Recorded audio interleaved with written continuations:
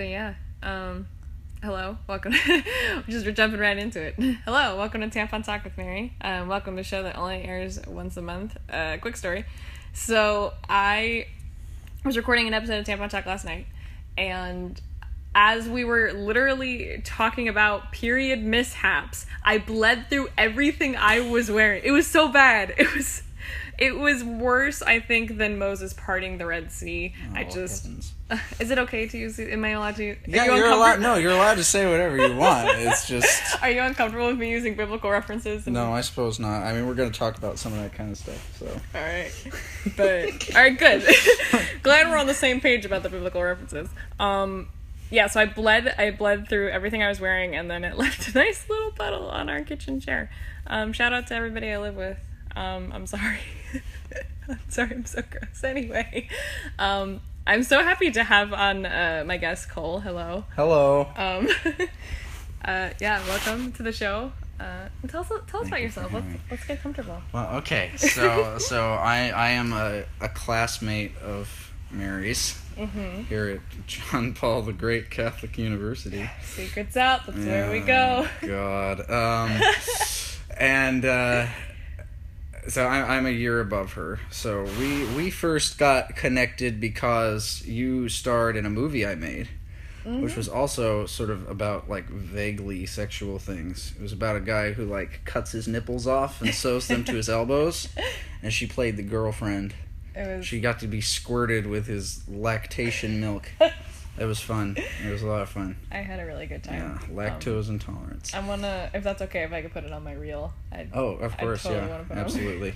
and then Mary was also my first assistant director on my directing 2 final project, which was Kafka Part 2, Fugue State.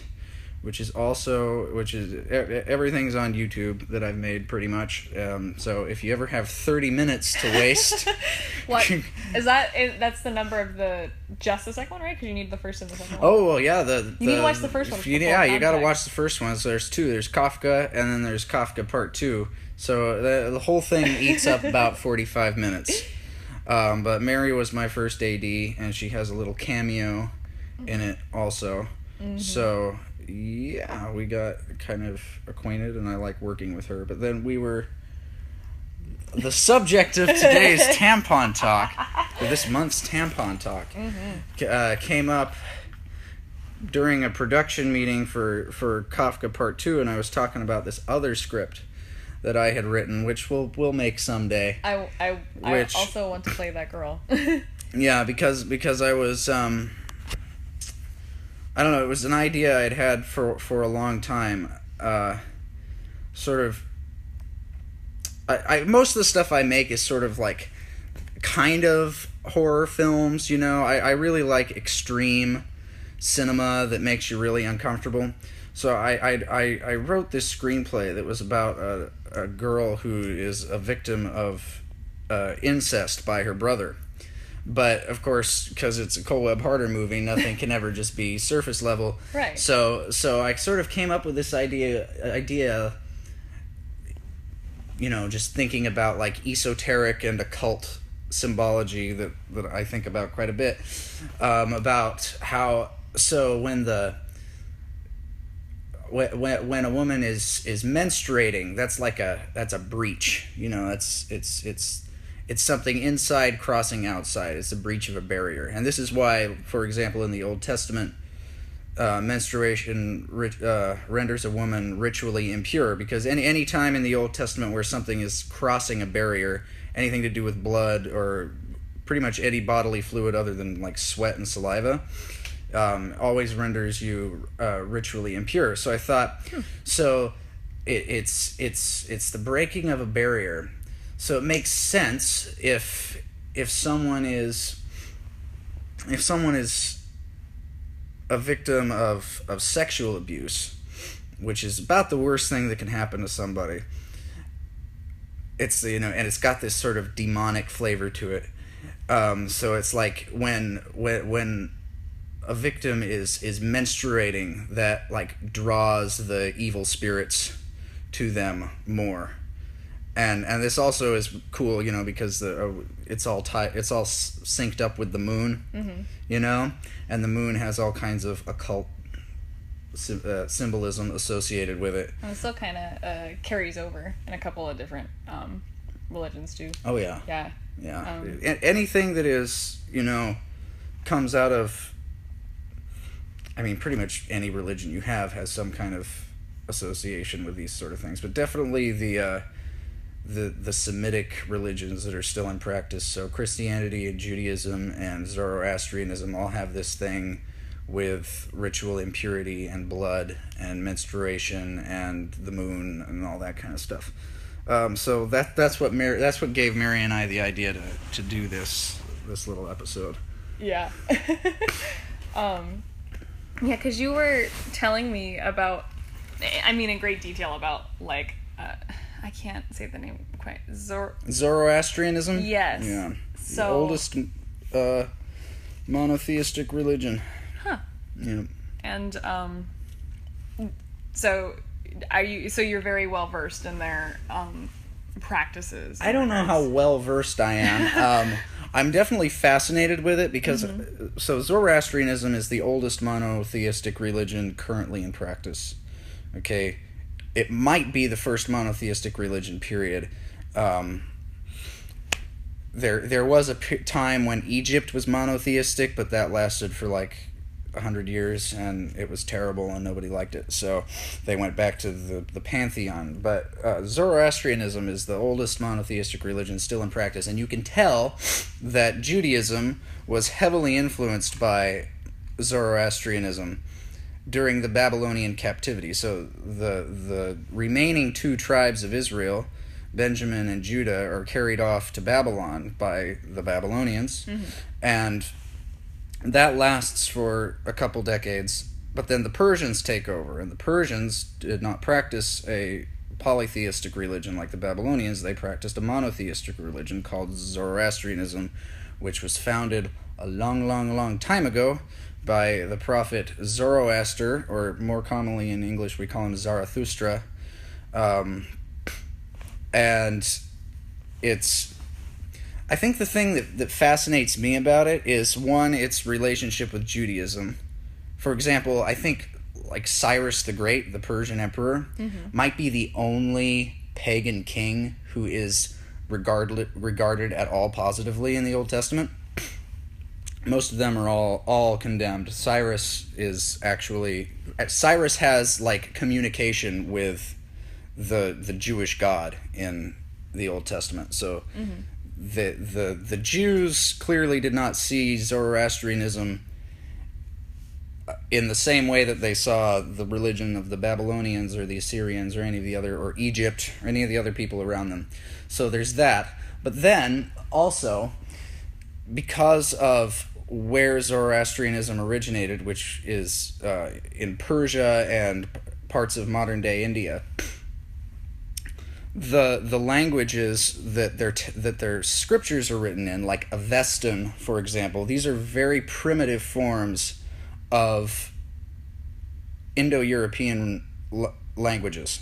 So there's this huge language family, and practically a whole swath of languages from Irish to Hindi are all part of this same language family, and you can see the similarities if you look. So it seems to me like, because I speak English, which is a Indo-European language, Zoroastrianism, like if you listen to their chants, their Avestan chants, it's almost like you're hearing the beginning of language. So there's something very old and mystical about Zoroastrianism. It originated the concept of the satanic figure, the accuser, the opposer. In Judaism, Satan starts out, Hashaitan just means the one who opposes. So it's anyone. Other kingdoms are called Hashaitan because they're opposing because they're opposing the kingdom of Israel. But in Zoroastrianism, there's this sort of great high creator god who's named Ahura Mazda. But then there's this sort of demiurge character called Angramanyu, who is basically the first satanic figure. And Zoroastrianism kind of originated the concepts of heaven and hell, sort of. It's a very dualistic thing. It echoes a lot with later Gnosticism and Manichaeism and that kind of and those dualistic religions. So yeah, I'm hardly an expert on Zoroastrianism, but I sort of feel like it's where all of our mythology as people who speak Indo-European languages, I sort of feel like it all sort of originates there, you know? And I mean, I'm an artist, I'm not a sociologist. So I draw from it mostly for artistic purposes, you know? Anyway, where was I going with this? What do you want to get into next, Mary? Okay, so when we last talked about it, we were getting into like what was the practice or protocol of a woman menstruating, because I know like with Judaism they sort of had women sitting in like a wading pool or something until they have to have a mikveh, which is how they make themselves ritually pure so they can enter the temple again. Is that what the pool thing is called? Yeah. Mikveh? Yeah, mikveh just means like bath, I think. Oh. You know, it's just a pool of water that you bathe in. And it wasn't only for menstruation, you know, other things. You know, if you came in contact with a dead body, you know, you'd have to make a sacrifice and wash yourself in a pool, you know, to render yourself ritually pure. Which, by the way, for everyone out there, all the atheists in the crowd who are always whinging about the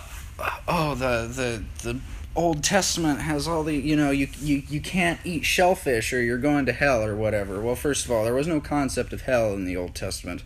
And that, you know, that's a Christian innovation. Mm-hmm. And second of all, because something is ritually impure does not mean that it's a sin.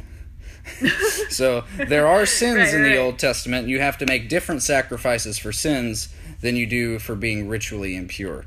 The whole concept of ritual impurity is to set aside the children of Israel and make them a holy people, a people set apart. You know, God has made us a holy people, so before Christ comes and fulfills the law, he imposes this incredibly strict law upon them to make them different from the people around them, so they don't eat pork, they don't mix their garments, you know. And there's all these things that render you ritually impure. You come into contact with them and you can't enter the temple. It doesn't mean, you know, don't impose evangelical Christianity upon the Old Testament. And also, even just the society in which everybody was living in, its dietary laws also meant just like hygiene ways. Yeah.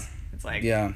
I mean, that's something we'll probably get into this later, but in certain groups within the Orthodox churches, they still adhere to the canons, which say that a woman cannot enter the church when she's menstruating. Now, if you ask me, that's kind of a legalistic holdover from Judaism. I don't think there's really much of a theological reason to do that, and it's a big debate in the Orthodox Church these days. But there was, at one point, a practical reason before we had, you know, modern technology like pads and tampons. TM. Yeah, name drop. Pads and tampons, you know, you can't have women going into the church and bleeding everywhere, you know. That's just the modern. Well, it's kind of more. I don't want to make them a stereotype, but like hippie dippy kind of thing. It's a practice called free bleeding. Oh yeah. Where you just don't wear anything, and you just kind of do it. I might do it on accident, but that's. Yeah. And I don't have a comment on that.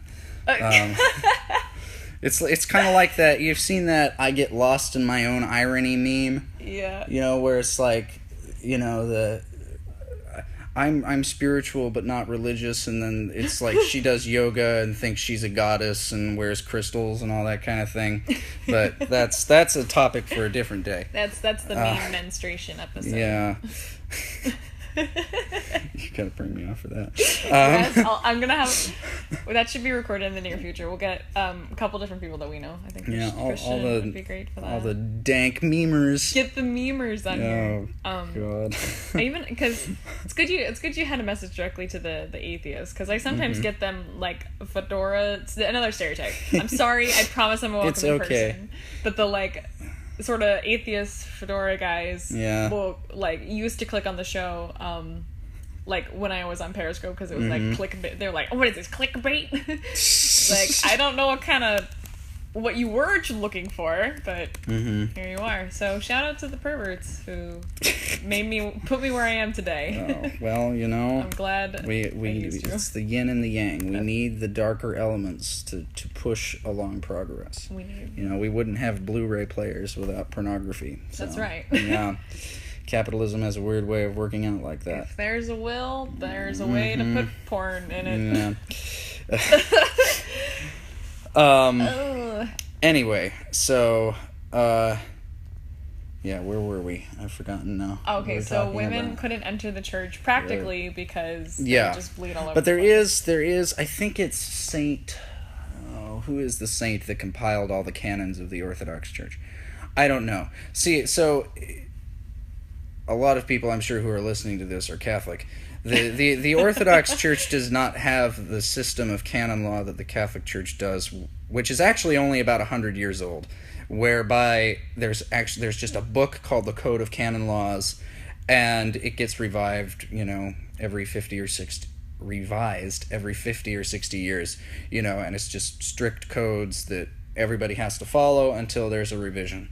Okay? The Orthodox Church basically has a whole bunch of books that are filled with canons. And so instead of doing like we do when they don't like a canon, they just ignore it.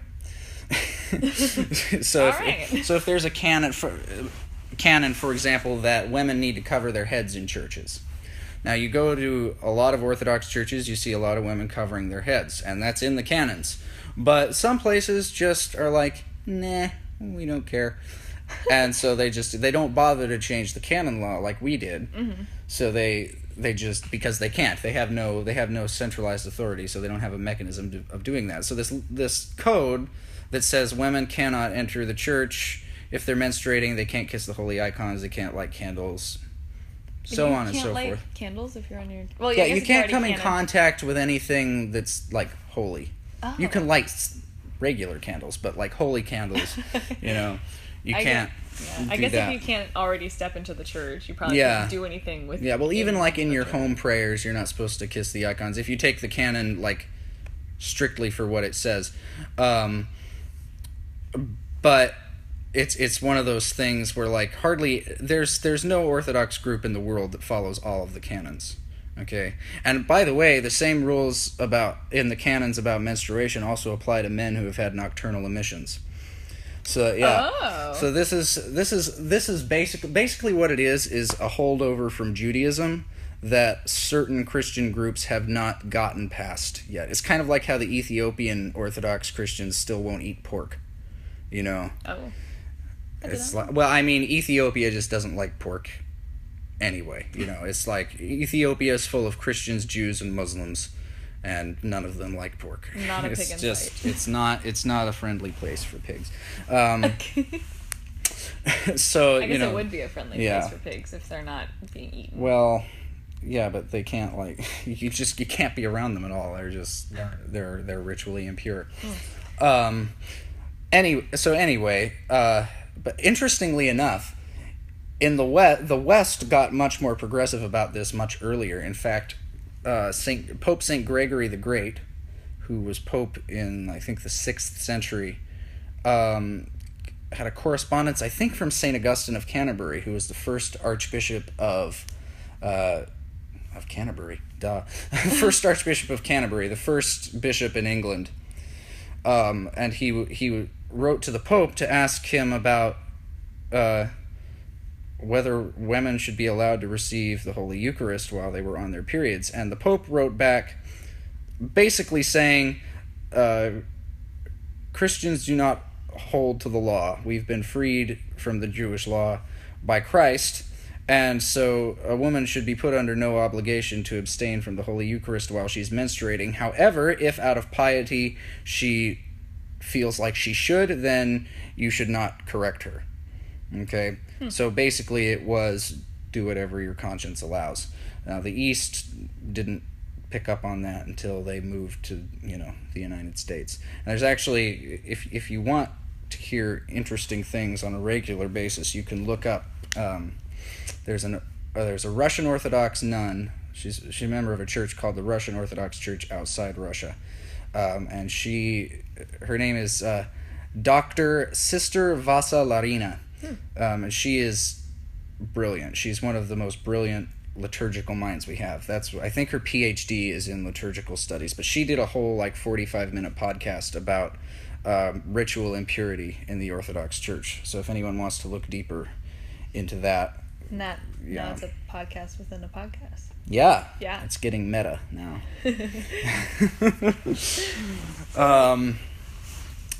Anyway, so wait, so if you were a woman and you wanted to receive communion, you say you already snuck into the church, maybe it's not your first day of your period, maybe you're nearing the end, it's still happening. What if you sneak into the church and you get communion? How would they know? Well, they wouldn't know. I mean, that's not, they don't know whether you're in a state of grace or not. That's not the point. So yeah, that's kind of, the Eastern churches are much more connected to Judaism, and sometimes that's a good thing, and sometimes it's not such a good thing. And I'm not trying to be all feminist and liberal. There's just, we're Christians, we don't hold to the law, which is why you shouldn't circumcise your sons, Christians. Oh. We're not Jews. Don't do that. It's not I always heard it was a health thing that people do that. It's for health. Maybe it is, maybe it isn't. I mean, but it's also only American men who really do it. Really? Yeah, I don't think it's really carried over in much of Europe. I don't know if it's a health thing. I hear you have a reduced chance of getting AIDS if you're circumcised. Yeah, I think it's, I don't know. Which is don't be a promiscuous hoe bag, and you won't have a problem at all. Well. Yeah, now I'm getting controversial. The real feelings are coming out now. Yeah, it's AIDS is pretty easy not to get. Here's a little aside. So here's the AIDS aside. No, this is not about AIDS. This is about STDs in general. So I was on Snapchat the other day because I hate myself. And there was this article on there. You know how you scroll through the articles, and usually it's just I block all Kylie, of them now. One of the Kardashians' giant ass in your face. Can I say ass on this podcast? You can say absolutely whatever you want on this podcast. But then there's this article, and it's why does it burn when you pee? And I was like, oh, I've had my urine burn before when I've peed. Mm-hmm. And I open it up, and basically all it said was your urine burns because you have a urinary tract infection because you've had too much sex. I'm like, thank you, Snapchat. I now know that my pee burns because I am too promiscuous. Around. Yep. Also, same case for women, that it's not. It was all about bad. Women. That's the thing. It wasn't specified in the article, so I looked it up, and it's you've got a infection in your urethra because it's been visited too often. Wait, but I was I feel then you're, even just if you're being promiscuous, maybe you're doing it wrong. Well, it's your chances of getting a urinary tract infection go up if you have multiple sexual partners. But I'm just sitting there this is Snapchat and BuzzFeed in a nutshell. Just degeneracy all day, every day. I very rarely click on these things because I know that they're going to be horrible, but I looked at that and I was like, there you go. # not relevant to my life. # Thank you very much. Peeing during sex. No. R. Kelly probably has a urinary tract infection, if I had to make a guess. Oh, that's a stale joke. That's 15 years old. Man. I thought he was still relevant. Wasn't he? He did something recently Did where he? like he had. I know he was in a Lady Gaga song or something like that. He had it was like some girl in his basement kind of thing. He got in trouble for that quite recently. Oh my god. I swear, I think that's a Some thing. people are just deranged, you know. Somebody correct me after time of recording, because I swear it was in the news maybe like the end of last year or something. Really? I don't know. And he was keeping his wife in a basement or something. I don't know. But yeah, that is a stale joke. Yeah. It's probably older than 15 years old, I would imagine. Like when R. Kelly got in trouble for that, I feel like it was like 2002 or something like that. Dave Chappelle was definitely like prominent on TV. That's how old. Okay. That's how old, because he was the one that made the biggest R. Kelly joke. Well, anyway, back to our topic at hand. So, do you want to start with the esoteric significance of menstruation in particular, or with the vagina? Oh, I didn't know you could. Okay, maybe let's do vagina then. Okay, menstruation. we'll work backwards. Let's do it. Oh, okay. Okay, so obviously, if you study art history at all, you're going to come across all kinds of phallic symbols, you know. But people are less trained to notice vulvic symbols. Okay? Mm-hmm. So, the most common one is what's called the vesica piscis, which, yeah. Wow. Which is, it's basically the shape you get when you, in a Venn diagram, where the two circles overlap. It's that almond shape, and that'll be relevant in a minute. Mm-hmm.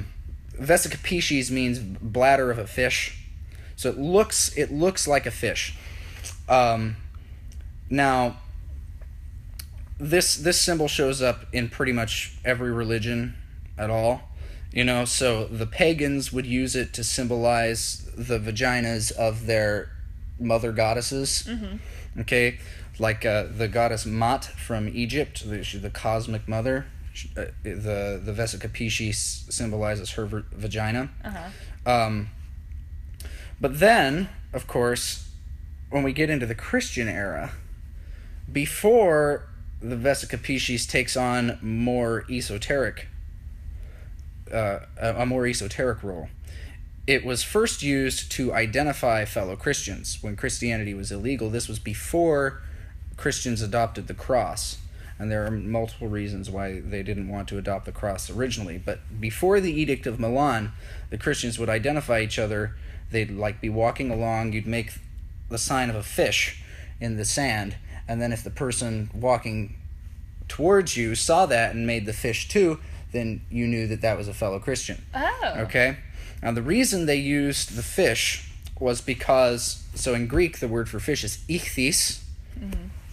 which is Yoda. Oh, good grief! I'm looking at something and it's doing it in English, and I don't want that. The words in the letters in Greek are Yoda, Chi, Theta, Epsilon, and Sigma. So the word for fish is ichthys. But that makes a very nice acronym for the name of Christ, which in Greek we get, and I'm going to get the grammar all wrong, but you'll get the general idea. Isus Christus Theu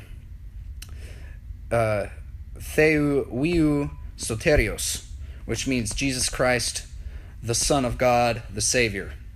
So they figured out this cute little acronym, and because it's spelled ichthys, they used the fish as a symbol of the as a symbol for Christ. And of course there's all kinds of stuff in the Gospels about, you know, fishers of men, and when he multiplies the loaves and the fishes. So fish have a lot of meaning in the Gospels. So it was a fitting symbol. But eventually, after they adopted the cross and they stopped using the vesica piscis, the geometry of the vesica piscis became interesting to them, and so it sort of started to represent the union of heaven and earth. So you have the two circles and they're coming together, and it's the incarnation. Okay. Now, this is also really cool because how did God become incarnate? He was born without seed. It was a virginal birth, but he took his flesh from a human woman. So my theory has always been, if you were to study Christ's DNA, he would just be a clone of his mother with a Y chromosome, because he was conceived by the Holy Spirit, but he took flesh from the Virgin Mary. She wasn't just like a vessel for him to live in for 9 months. She actually gave him his flesh. So, and she had a real birth, okay? And there are some icons. Maybe we'll go into them, maybe not, because they're not directly related to this.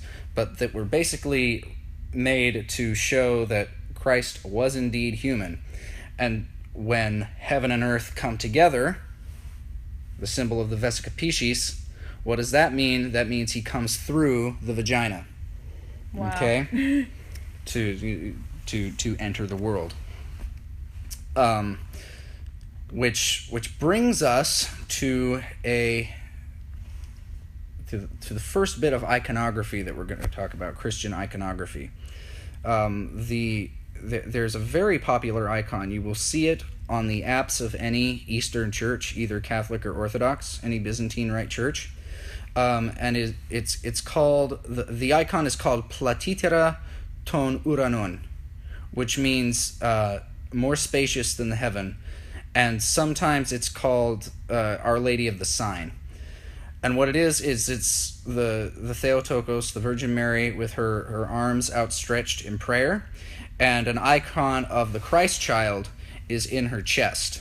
Now, that chest symbolizes the womb, but the reason they don't put it on her belly is because it's meant to show that Christ is the center of her being. So the symbology is more important than the actual anatomy of it.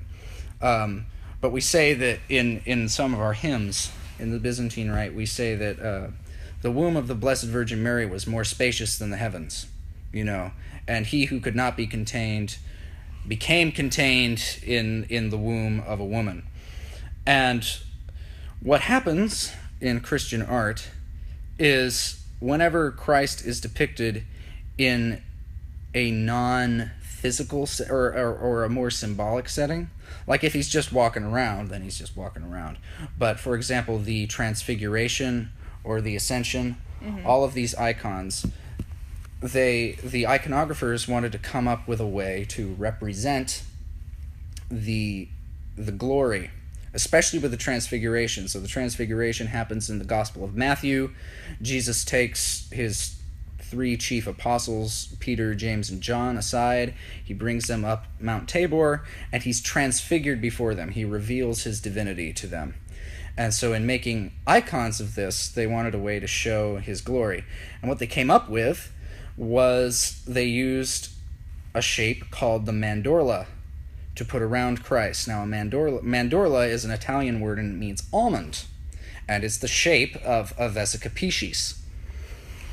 Now, what I find what I find really interesting about this is the mandorla, and this is a Western thing too. You go to a lot of Western cathedrals, you'll see Christ in a mandorla, especially when like relief sculptures were popular. There's a lot of mandorla in Western art as well, but especially in Eastern art. It's in practically any icon. Like let's see. So orthodoxwiki.org is mentioning the icons of Pascha, so that's Easter, the Ascension, All Saints, Transfiguration, and the Dormition, which is the death of the Theotokos, the Blessed Virgin Mary. So the mandorla is usually depicted as being bright white or blue, and it's supposed to symbolize what's called the uncreated light, and that's the glory of God. In Eastern Christian theology, there's this concept of the divine energies, which are the divine energies are uncreated, and they are God, but they're not God in his essence. They're the part of God that we can experience. So when the apostles go up the mountain on Mount Tabor and see the divine glory, what they're seeing is not a physical light. It's an uncreated, eternal light that allows that's their connection with God. That's their theophany. That's how God reveals himself to them. Now, the most insightful icons, I think, are the ones which depict the mandorla as black, or commonly you'll see it's like white on the outside, and then it's blue in the middle, and then it's black at the very center. And the reason it's black is because you cannot depict the uncreated light, because it's non-physical. You can't see it with your physical eyes. It's a spiritual light. So depicting the uncreated light, they depict it as black because you can't see it. But I find it very interesting that Christ is always depicted when he's in glory as coming out of a vagina. So it connects it again to his incarnation. Yeah. I think that's all I have to say about the mandorla. That's the general tenor of the mandorla. And I'll add just a little note about, this isn't exactly related, but it's fun to know, about the uncreated light. The Orthodox monks call that the light of Mount Tabor, and that's basically what they do in their monasteries, is sit around praying until they are able to see the uncreated light, which is pretty cool. I guess. Yeah. So I think we've covered the vesica piscis. Mm-hmm. So do we want to move on to menstruation specifically? Let's move there. All Because right. I'm really excited about that part. So we're gonna move back to Zoroastrianism for a minute. Yeah, we could. Zoroastrianism doesn't have a whole lot good to say about menstruation. It has basically the same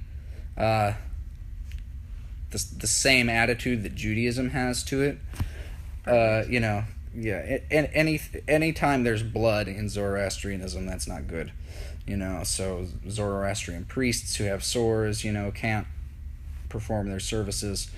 But the story of how menstruation started in Zoroastrianism is kind of interesting. There's a goddess, a demoness named Jahi or Ye or Je, depending on which version of Persian you're looking at, and she is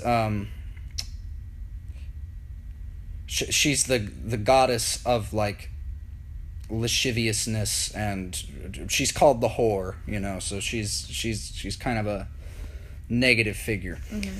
But what happens in their scriptures is Angra Mainyu, who is the evil force in Zoroastrianism, is seduced by Jahi, and he defiles her with a kiss. So they sleep together. It's got a bit of Gilgamesh in it. And because of this, because she tricks Angra Mainyu, she's cursed with menstruation. Oh, that's very good. I mean, the first part where where it's seducing it's kind of like, Gilgamesh. what's her name? Like Shamhat, is that the harlot? I think so. There's two women whose names sound very similar in Gilgamesh. There's Shamhat, and then there's the one at like the end of the world who has a different name. I forget. Oh, yeah. Exactly.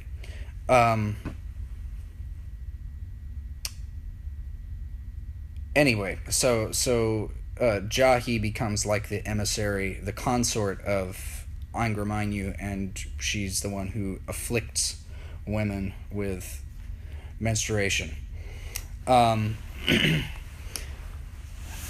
Then we already talked about Judaism a little bit and menstruation, and we talked about Christian attitudes. However, in general, Christianity doesn't really have a problem with it because we've moved past the law. Mm-hmm. Because Christ fulfilled the law. Again, it's only like certain small bits of the Eastern Orthodox churches that still hold to that canon. Mm-hmm. I'm looking at an article right here, and it says, more extreme factions of the Russian Orthodox Church even force women to live in menstrual huts while on their period. Oh, the Native Americans did that too. Really? Yeah, different Native American tribes did that. I was like, doesn't seem like a bad idea. Seems alright. But I know there's different, I guess different sects of Catholics where, like, they don't like tampons because it's an insertion in the vagina and seen as taking away virginity. Well, I mean, it definitely doesn't take away virginity, but, you know, I'm kind of an open-minded person. I'm like, I sort of understand where they're coming from, honestly, because it is an invasion. Like, if you lived 100 years ago, you know, women wouldn't ride horses because they don't want their hymens to break before marriage, you know? Right. So it's kind of got, there's a certain amount of, like, it sort of reminds me of, like, in Temple Judaism, where you can only enter the Holy of Holies, like, once a year on Yom Kippur, and if you go in there and you're unworthy, then the glory of the Lord will strike you dead.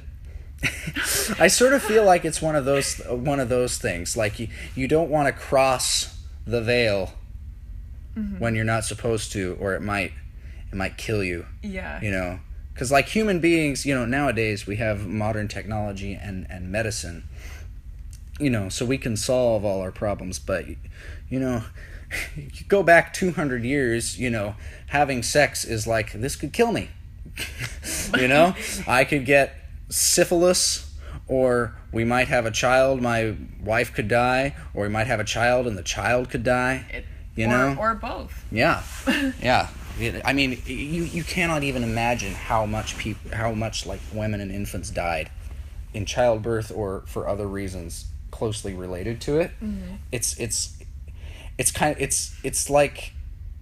like poverty. So until like 100 years ago, 85% of the human race lived in what economists called extreme or absolute poverty. And now it's like 20%, you know? Yeah. It's like, that's how much we've grown, you know? So there is this sort of like, you don't want to cross the barrier when you don't want to step through the veil when it's not ready for you, I guess. I get it. It's like that's always, I've heard people defend the perpetual virginity of Mary this way a lot. It's like, so she's betrothed to Joseph and they get married, but she has conceived the Son of God, and it's like, Joseph ain't going anywhere near that. No. You know, he's like, yeah, I'll get leprosy or something, you know? It's like, don't even want to get close to that, because it's too holy. It's like when Moses sees God and God shows him his backside but not his face, you know? Or it's the fall where Adam and Eve, they're told not to eat of the tree of the knowledge of good and evil because that makes them godlike. So instead of waiting for God to give it to them, they reach out and take it, and that's their destruction. There's all kinds of little ways that it rhymes. Anyway, but yes, there are a lot of Catholic sects these days, which is too bad. Yeah. Anyway, what else? Oh gosh, do we have time for more? I don't know, how long is an episode usually? I usually stay in 45 minutes. I usually stay in the 30-minute. Well, we're way beyond that. So, yeah. I don't know. It's an interesting subject. Is that I don't know if you've had like personal experiences like talking about like, I mean, those kind of Catholic families? Well, so see, I'm a convert, so I have zero experience really with Catholic families. I hear about, like, I don't even know who these people are. My suspicion is that it has more to do with where they're from as opposed to what religion they practice. Yeah. Because I can't think of any Catholic sect that as a whole says you shouldn't use tampons because they'll take your virginity. I feel like that's something that is probably common among like certain evangelicals, but I'm just talking out my ass right now. I have no idea. But I don't I don't really either. And I think it wasn't until coming to this kind of Catholics, because I went to a Catholic high school, and like the Catholic high school, I guess in the looser sense, it was more of like rich people who wanted to send their kids to I know about that. You know, nicer school, not away from the poor people. but so that wasn't really talked about. But then coming here, there's people who just won't use them. Like, yeah, well, I thought that was just understood that you have to save that for marriage. And I was like, what? Well, save what? It's not a penis, guys. Right. Like, but again, we want to be tolerant here.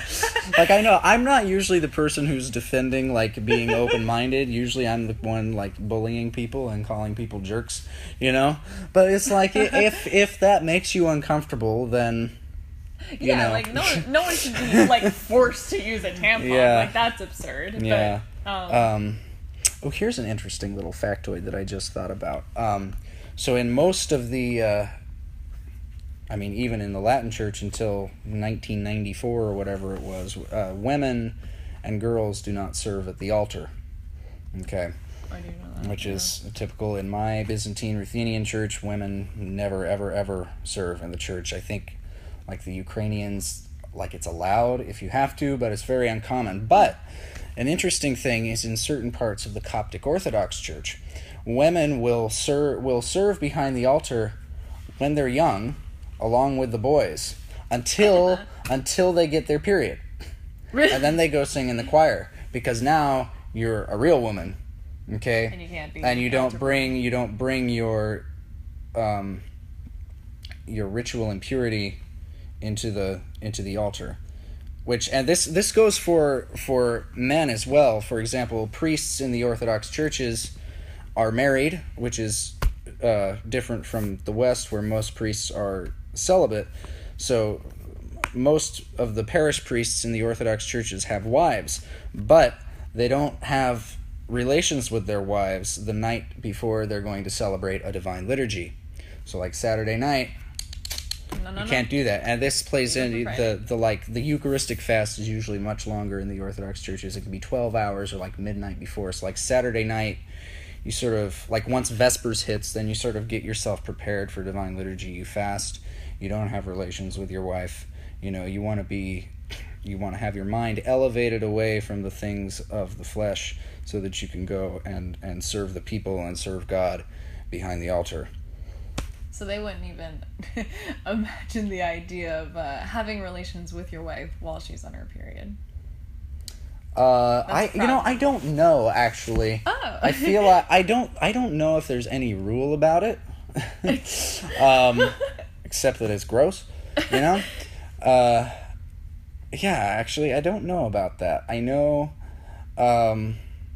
it's very common for couples to fast from sexual relations before they celebrate the divine liturgy, unless they're in the habit of being daily communicants, which is not very common in the Orthodox Church. They don't have daily masses or daily liturgies very much like Catholics do in the Western churches.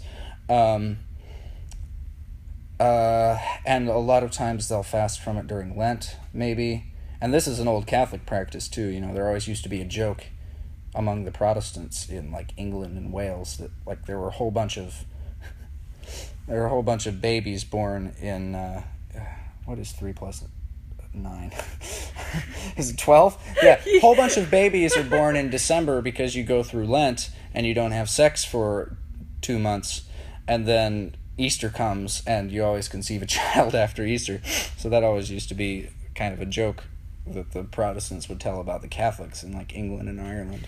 But yeah, I don't know if there's a rule about having relations with your wife in the Orthodox Church for priests or otherwise. I'm not aware of anything like that. Because I guess if they already kind of see that as being already kind of a no-no, of her of menstruation being like an impurity, that they wouldn't like put a penis there. Oh Lord, have mercy. I don't know. I mean, if they're one of the Orthodox churches that still holds to that practice, then probably not. But if they don't care about it, then maybe. So I had another thought and I lost it. What was it? It was something about that kind of thing. I don't know. Oh well. Well, if you remember it, then we'll just come back, record that little addendum episode. All right. Yeah, fun stuff. Yeah.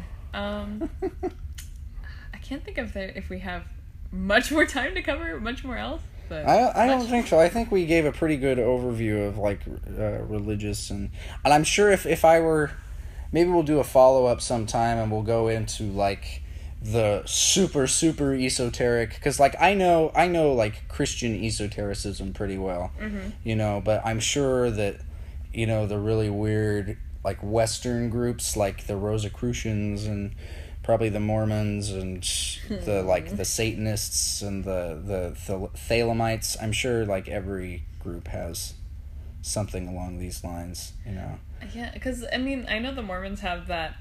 They get that special underwear. I know very minimal about the Mormons. I know a lot about the Mormons. Underwear is the one thing I know. Yeah, their temple garments they receive when they go through the endowment ceremony. They're supposed to.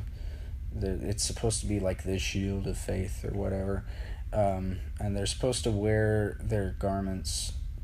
First of all, their garments are supposed to be covered all the time, so you're supposed to wear clothes that always cover your temple garments. And then there are certain times when you're allowed to take them off, depending on, usually depending on the individual Mormon.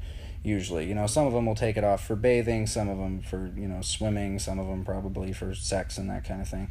And some of them are like, no, we never take them off. And there was. My roommate went to like a Mormon wedding or something, and they have I think they put a woman behind a sheet and she's naked, and the priest fumbles her or something. I don't know if she actually went to the wedding. I think she watched it on. Okay, well, yeah, because the Mormon weddings are done in their temples, and Gentiles are not allowed in the temples, so you can't go to a Mormon wedding if you're not Mormon. Sorry if you're Mormon and you're watching this. Or hearing this. I only know you for your underwear. If you're Mormon, you're not Christian, you're a pagan sect that uses the word Jesus. That's what you are if you're a Mormon. Okay? Sorry, but, You've been living this lie up until now. Yeah. But there are actually people who have snuck into Mormon temples and filmed them, and that doesn't happen. There's the fondling and the nudity. There's no nudity in the Mormon temples like that. No, I mean it's still pretty creepy. Like part of the endowment ceremony, they do these Masonic rituals basically. So they make the sign of the nail and the sure sign of the nail. All these like weird handshakes. But then there comes a point. I think it's the second token of the Melchizedek priesthood, which I believe is the sure sign of the nail. And so they all get in this circle. So it's the men and the women. The men wear these like little white hats and these green aprons. So again, something that's lifted directly from Freemasonry. And the sisters, the women, wear veils. And they also wear an apron and a dress, and it's all in white. And, it kind of looks like something you'd see out in the woods by a bonfire. But they all gather around, and the second token of the Melchizedek priesthood is done by raising the hands above the head and repeating 3 times, "Oh God, hear the words of my mouth. Oh God, hear the words of my mouth. Oh God, hear the words of my mouth." And when they do that, they bring their arms down in this very specific ritualized fashion. It's another Masonic thing. But the funny thing is, they didn't used to say, "Oh God, hear the words of my mouth." The Mormons have revised their temple rituals several times. Back in the 90s, before they changed it, they used to say, "Pele ale." Pele ale. Nobody knows what that means. It's some, so there's a lot of spooky stuff. You meet Mormons and, or you go to their sacrament meetings at their stakes, and it all seems very sort of basic Protestant kind of stuff. But the stuff they actually believe and do in their temples behind closed doors is all Masonic, Rosicrucian kind of things. Yeah. Yeah. I'll have one on to come and do a counter. Okay. They'll defend. But they might not know it, because if they haven't been through you're not allowed to talk about the endowment ceremony once you go through it. So you have to go through the endowment ceremony to even know about what happens in it, and then you can't talk about it. Oh. So yeah, but that's besides the point. I don't know if I'm hurting my Freemasons and Mormon fan base. I'm sure Well, that exists. Yeah. Freemasons. Well, I love Mormons. They're very nice people, but yeah. And they're all like, they're not in my old neck of the woods anymore. Really? They're not like Maryland, Pennsylvania. Yeah. My high school was literally like 25% Mormon. Wow. Yeah. So I know a lot of Mormons. We're a lot more Catholics who don't care. Very loose-going Catholics, and then a lot of Episcopalians, Methodists, and Baptists. Okay. So couple different good types. old standard American Christianity. Yeah. Makes sense being in Maryland, so close to Washington D.C. That's If you want to go see some vaginal symbology, go to Washington D.C. and look for it, because it's definitely there. Is that it's why like I love DC? maybe like under my subconscious. Maybe I mean look at the symbolism? Washington Monument from above and how the paths cross around it, and then it's this big phallic symbol right in the middle of it. Boom. Yeah, no, Washington D.C. is like Babylon, man. It's all full of all kinds of pagan stuff. I'm gonna go back. It's great. I'm gonna back home for the holiday. Bring my boyfriend home for Thanksgiving. Oh, and boy. we'll look for vaginas Okay. through DC. Okay. And go to some of go to the basilica. It's very beautiful. Yeah. I love Go to the I'm basilica. sure there's a mandorla in that basilica somewhere, even though Christ looks like Thor on the apse of that basilica. Or go, you know what? I know they must have a mandorla somewhere, because there's a Byzantine chapel in the crypt of the basilica. And I'm sure there's one in I'm sure there's a Vesica Piscis somewhere in St. Matthew the Apostle Cathedral in DC somewhere. And so. I've probably seen them. I just never knew what they were called. Yeah. And that they are vaginas. That's Yeah, cool. pretty much. There are lots of things. Symbols have multiple meanings, and that's what makes them so useful. Mm-hmm. That's why we, draw them and tattoo them on ourselves and all that kind of thing. On a Friday the 13th, Fridays. And Oh, yeah, I missed that. oh. I didn't get a new tattoo because I was like, I'm not going to want to tell people, 40 years from now that I got a tattoo on Friday the 13th because it was a discount. I don't want to be that guy, It's a little embarrassing. It is. It's like... Sorry if you got that. Yeah, I mean, that's cool if you did, but no. I don't think so. Not my cup of tea. Yeah. Anyway, well, this has been fun. Yeah. Did you want to plug anything or had any Plug final anything? thoughts? Oh, sure. I'll plug some things. So you can look up my YouTube channel, which is just search my name, Cole Webb Harter, on YouTube, ColeWebbHarter. Mm-hmm. You can find Kafka there and lactose intolerance there, which Mary worked me. on. Yeah. And some other things that I've made that some of them aren't very good, but a lot of them are good. My brother's boyfriend really liked your stuff. Your brother. Oh, yeah, that's right. You told me about that. I was thinking Soren? I was like, no, that's Preston's brother.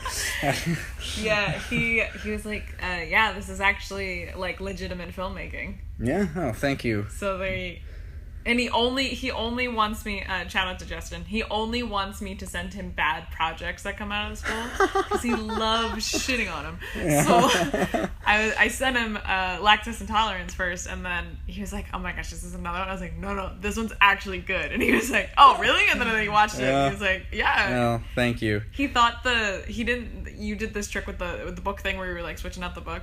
Oh, yeah. The AIDS cover-up. He thought and it wasn't. Quran. He thought it wasn't on purpose at first. Yeah. It was definitely on purpose. He was like, you should have done it with 12 books. So it was a different book every shot. Now that was a funny thing because I forgot to have my producer get me a book. I was like, oh shit, what are we gonna do for a book? So I was like, Mary, bring a book. And I've got a Quran. I'm like, oh, that's cool. And then in my car, I have this book that I got from the free bookshelf here at school that's called The AIDS Cover-Up? ? And so I love conspiracy stuff, so I just had to get that book, and it's been sitting in my car. I was like, oh, we got the AIDS cover-up. Oh, yes. that's related somehow to nipples on the elbows, and self-destruction and mutilation and all that kind of thing. So we brought that together, and that's fun. So please go watch all of these. Yes, that would be very nice. And I think I might have this isn't for certain yet, but I think I might have a collection of short stories coming out on Amazon Kindle and paperback in the next couple of months. And some of them will be about menstruation.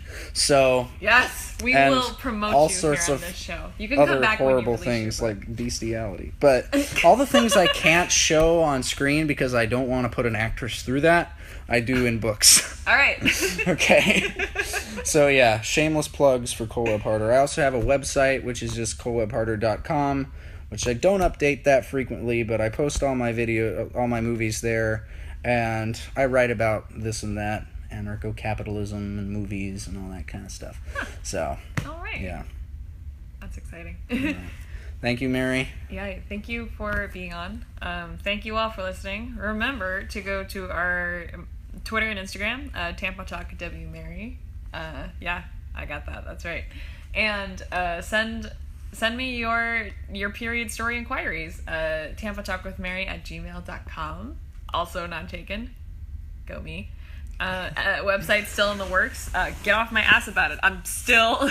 I know it's been over a month, and if I can't keep my period together, how the hell did you think I was gonna pop out a website? Oh my god! Get off my ass. I'm still working on it, and it's really cool looking. I'm getting some cool graphics, and I'm really excited about it. Yeah. So cool. Thanks for listening. If you bleed or not bleed. God, it's so hot in here. It's really steamy. If I could bleed for a couple days every month and never sweat again, I totally would. Really? Yeah, if I could just have a period once a month and never sweat, I would do it in a heartbeat. Wow. I mean, periods kind of suck. Yeah. I mean, I wouldn't want to, like, ovulate and all that kind of stuff. Like, I wouldn't want to have to go through everything else, but just... If that were the option, I would rather bleed for a couple days than sweat every day, because sweat is disgusting. It makes me feel too masculine. Rather just bleed from your loins. Yeah. Anyway, I think we've grossed people out enough. I mean that's kind of the point. Yeah. Anyway, cool. Glad we're at the hour mark. Thanks for sticking around. This is the end. Bye. Bye.